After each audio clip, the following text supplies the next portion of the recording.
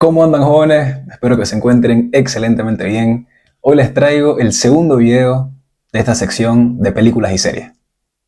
Antes que nada, quiero agradecerles de corazón el gran recibimiento que tuvo el último video. Nuevamente, en YouTube se superaron las 500 visitas. Así que me alegro un montón haberlos entretenido y espero que el video actual también esté a la altura. Así que sin más dilación, hoy les traigo Napoleón, película dirigida por Ridley Scott. Pero sobre todo, el video va a girar en torno a esa segunda parte del título, el dilema de la interpretación histórica. Antes que nada, quiero decirles cuál era el título preliminar que estaba barajando.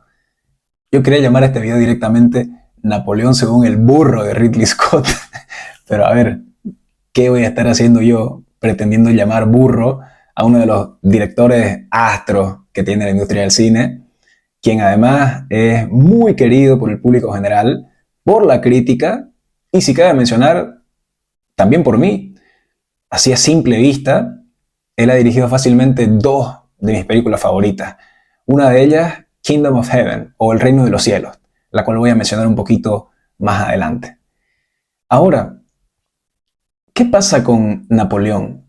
Se le hizo la crítica mucho de que habían ciertos eventos que no estaban tan basados en hechos reales, como puede ser Napoleón tirándole un cañonazo a las pirámides de Egipto. Eso para mí es lo de menos. Al final no deja de ser una película. De entrada, ya sabes que no estás yendo a ver un documental. Y si te anuncian que va a ser basada en hechos reales, pues prepárate para ver lo que va a ser una pieza artística entretenida. Si querés una película biográfica, pues hay otras opciones y también siempre están las crónicas para poder leerlas. Y de todas formas, aquí es donde entramos al dilema de la interpretación histórica, porque el Napoleón que nos muestra Ridley Scott es un pusilánime total, completamente arrastrado por su interés romántico, Josephine, y tristemente para mí, hay indicios que hacen que esa narrativa sea plausible. Existen cartas de amor que le redactaba, ciertas crónicas de la época o registros hechos por personas en ese tiempo.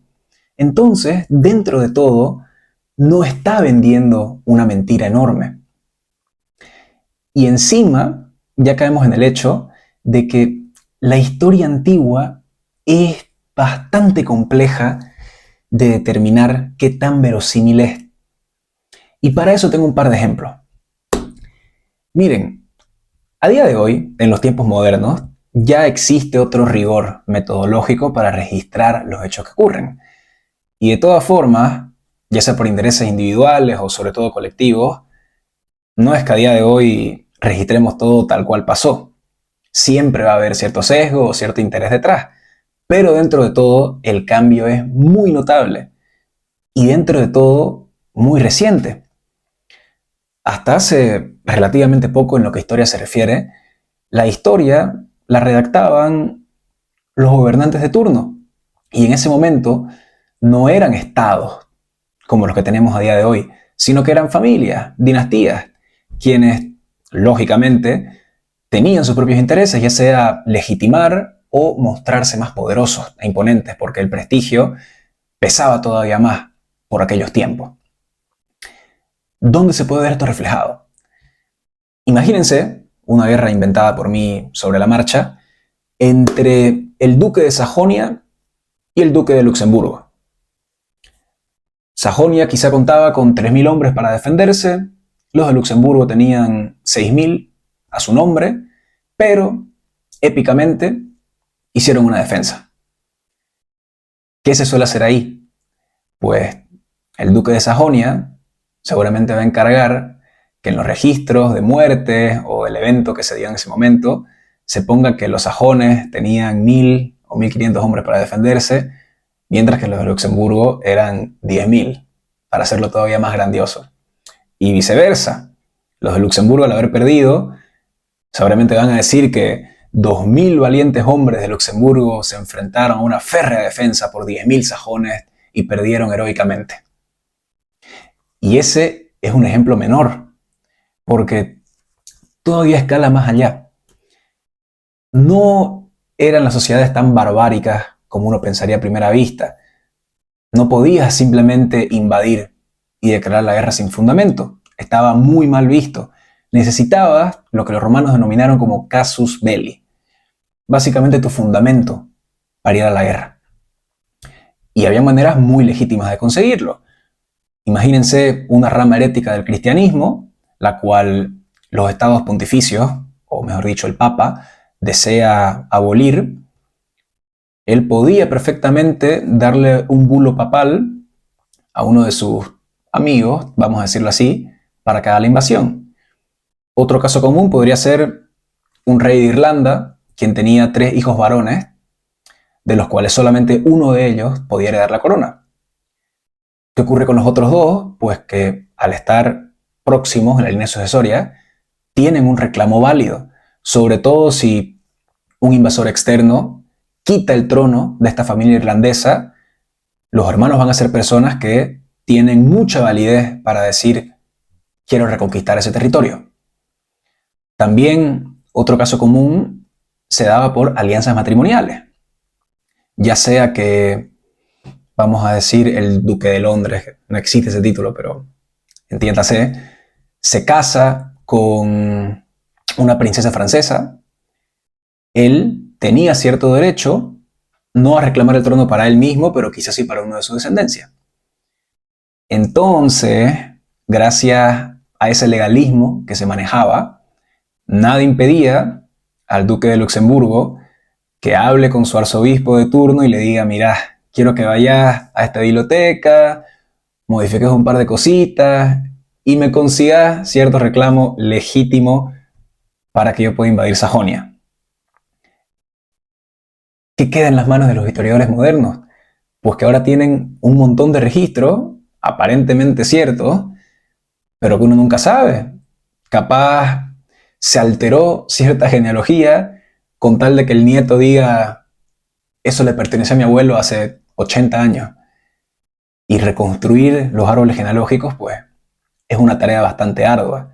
Y ahí es donde entra el contraste de fuentes, también que hay fuentes más valiosas que otras, se lo califica como fuente primaria, quien es un directo espectador de los hechos, pero dentro de todo no deja de ser bastante ambiguo. De todas formas, puede intentar hacerse la mejor reconstrucción posible de los hechos, y muchas veces todo indica a que ciertos pedacitos de la historia están bastante anclados a la realidad. El tema es que tampoco se registraba todo. Un conflicto menor como el que hay ahorita entre Sajonia y Luxemburgo, a lo mucho lo hubieran registrado las partes involucradas. Ni siquiera tendrías un tercero analizando esa situación. Así que se vuelve más complicado. Pero para casos como el de Napoleón, sí hay una documentación extensa. Y aunque, como dije antes, la imagen que vende Ridley Scott podría ser plausible, mínimamente yo y historiadores mucho más serios coinciden en que había mucho más. La película subleva o directamente no menciona grandes hazañas que hizo Napoleón, que fueron hitos históricos, los cuales han influenciado el mundo que nos rodea hasta el día de hoy. Así que permítanme darles una muy breve cronología inicial de su vida, pero sobre todo enfocándonos en los grandes logros que él obtuvo. Napoleón nace en Córcega, la capital de esta isla, poco después de que Francia logró anexarla. Entonces, de entrada ya no lo veían a él tan francés en su entorno. No venía de una familia completamente desgraciada, pero no tenía ni de cerca los privilegios que pudieran haber tenido otros aristócratas franceses. De todas formas, él siempre estuvo interesado en la historia y sobre todo en la parte militar, entonces logra ingresar a la mejor escuela bélica de la Francia antigua, bueno, antigua, de ese momento, y se destaca bastante. Se veía como una persona muy prodigiosa para este ámbito, pero por cómo estaba confeccionado el sistema, el cual era muy poco meritocrático, no lograba ascender del todo. Pero tuvo la gran suerte de que su juventud, a muy temprana edad, por suerte, coincidió con la Revolución Francesa, donde ahí ya el talento estaba obligado a primar sobre ser el sobrino de. Y ahí él se consagró como un gran líder militar no llegando todavía a la escala que ya nos suena sobre él, pero fue el inicio de su ascenso. Para abreviarlo un poco más, eventualmente llega a ser emperador, ocurre la caída, etcétera, etcétera. Pero como les dije, donde yo quiero centrarme es en las hazañas. Una de las más importantes fue la creación del Código Napoleónico, el cual, a grandes rasgos, estableció igualdad ante la ley, la protección de la propiedad privada, la eliminación de privilegios feudales y sirvió como modelo jurídico para muchísimos países de Europa y Latinoamérica. También logró una amplia reorganización de la administración central, el sistema educativo, los bancos centrales, la burocracia moderna y la relación entre Estado y ciudadanía. Mi punto favorito, y creo que también el punto donde él más marcó la diferencia, fue el cambio que generó en la guerra moderna. Empezó por reclutar ejércitos masivos basados en buscamiento nacional. También aumentó una barbaridad la movilidad y logística de los ejércitos. Y ese punto preciso influyó el sistema Corps estadounidense, el cual se emplea hasta el día de hoy en West Point, la academia militar más prestigiosa del país, el cual básicamente separa a las Fuerzas Armadas en grupos autónomos para así tener una mejor coordinación y efectividad. Y otro tema interesante es que logró reconvertir las guerras de dinásticas a nacionales. Partiendo de esa base, también, sin quizá tener una intención deliberada, terminó difundiendo muchos sentimientos nacionalistas, lo que viene siendo la Alemania moderna, la unificación de Italia y también la Revolución Española generó una bastante fortaleza en dicha cultura, vienen en parte como reacción a las acciones que él estaba teniendo. Capaz suena como palabras grandes, pero mucha gente lo comparte.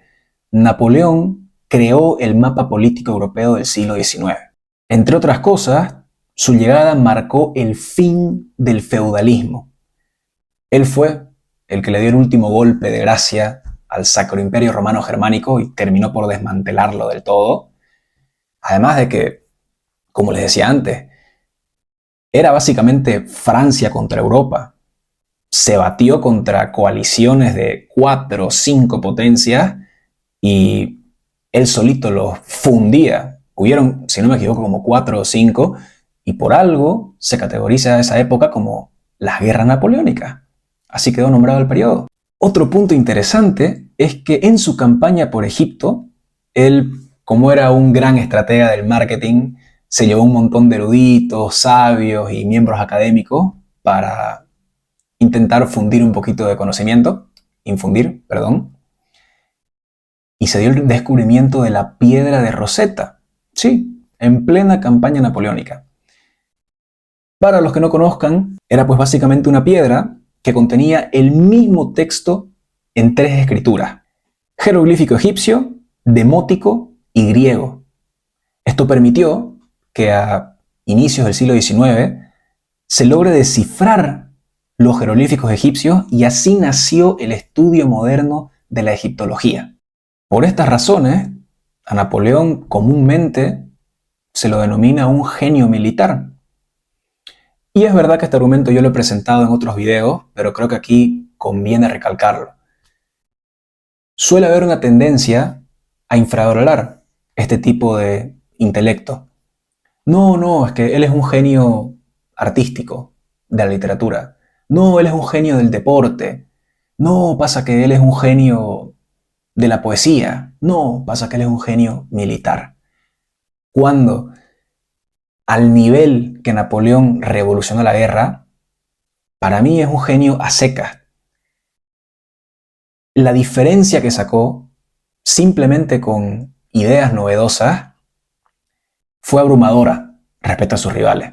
Evidentemente, lograron, después de varias décadas, acabarlo, pero también porque estuvieron aprendiendo bastante de él. Una crítica muy válida hacia la tesis que estoy presentando, creo yo que es la siguiente. Porque se me puede decir, Diego, claro, vos no estás de acuerdo con dicha interpretación en la película de Ridley Scott porque no comulgás con esa visión de Napoleón. Pero claro, en Kingdom of Heaven cambia la cosa. Esa película trata sobre la guerra de las cruzadas, bueno, una de tantas, en el siglo XII, específicamente el periodo entre el rey leproso, Balduino, y Salah ad-Din, o Saladino. Y pues ahí, vaya que se toma muchas libertades, pero el mensaje de la película era que el villano no era ni el cristiano o el musulmán. El verdadero enemigo era el fanatismo religioso. Y la película lo muestra de ambas partes. El hecho de que se vendía la idea de que estas guerras eran santas y se hacían en nombre de Dios, cuando la realidad era que la intención principal giraba en torno al territorio, al poder y a la plata. Entonces, claro, ese es un mensaje con el cual yo estoy muchísimo más de acuerdo. Pero el tema es que no soy solo yo. La mayoría de historiadores coinciden con esa visión.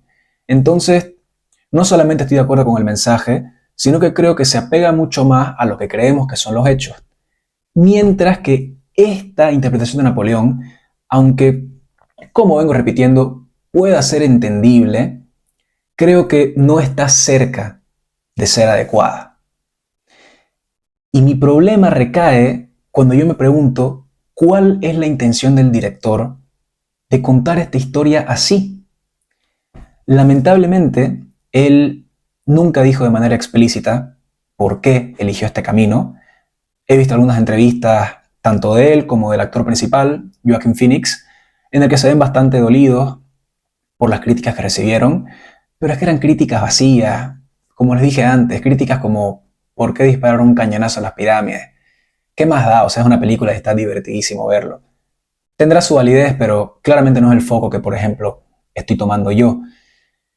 De todas formas, aunque él hubiera dicho cuál era su intención, tampoco podemos tomarla como verdad.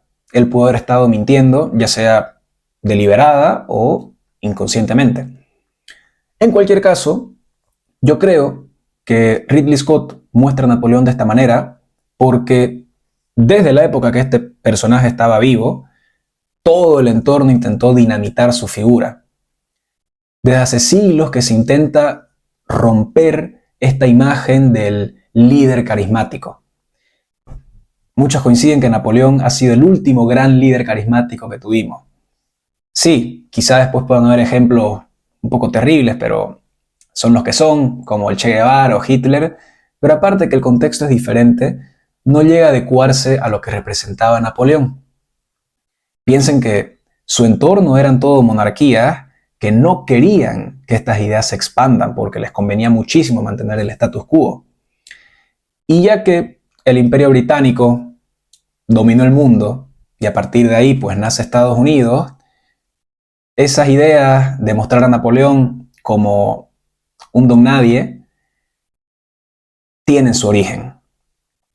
Y pues no digo que esté bien tener estas figuras, pero pintarlas como si fueran nada o simples tiranos déspotas, que claramente Napoleón tuvo actitudes dictatoriales, no llega a ser, para mí al menos, válido para meterlo en la misma bolsa que otros perversos. En resumidas cuentas, ¿cuál es mi mensaje del video de hoy?